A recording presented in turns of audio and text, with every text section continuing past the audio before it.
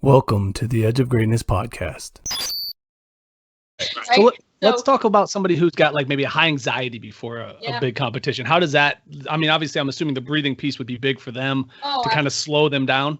So let's talk with tipping somebody like that out. How would you help them out? Yeah, and again, there's going to be different strategies for each person, but some of the I'll give you a couple of simple ideas that maybe some of your listeners would be able to start utilizing. And so maybe when somebody gives you that well-intentioned advice to take a deep breath, just think about a deep breath as anything deeper than what you're currently taking. That's it. So if you just ran some gassers and you're winded and you're still really nervous, you can't really take a full-on deep belly diaphragmatic breath, but you can breathe a little bit deeper than what you're currently breathing.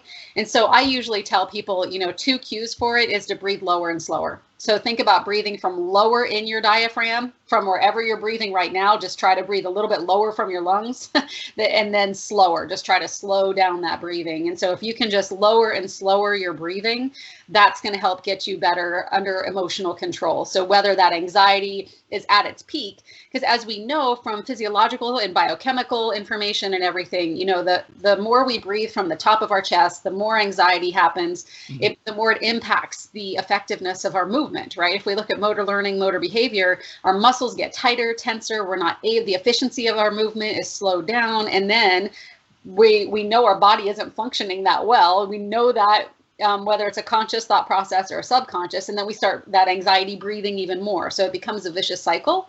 So we can break the cycle just by breathing lower and slower. And when your body gets a little bit more relaxed, if you think about it, an anxious mind cannot exist in a relaxed body. So if we get your body just a little bit more relaxed than what it currently is, that will help slow down those thoughts in your mind, help slow down some of that anxiety provoking stuff that's flying through that you can't even get a handle on. Oh yeah, no, I like that.